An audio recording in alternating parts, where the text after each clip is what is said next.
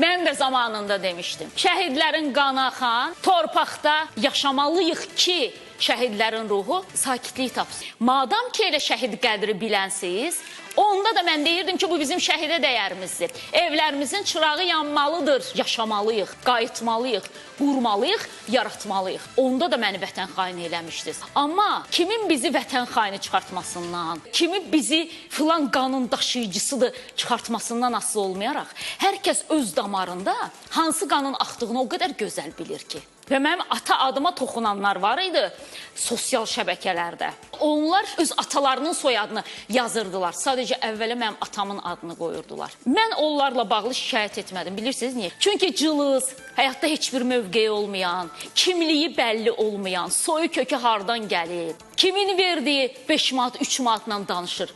Bu bəlli olmayan və yalnız sosial şəbəkələrdə şirə dönən insanlar gözümdə o qədər aşağıdılar ki, mən heç zaman sərf edib onlarla bağlı hansısa bir məhkəmə qurumuna və yaxud da ki, Daxili İşlər Nazirliyinə müraciət etmərəm.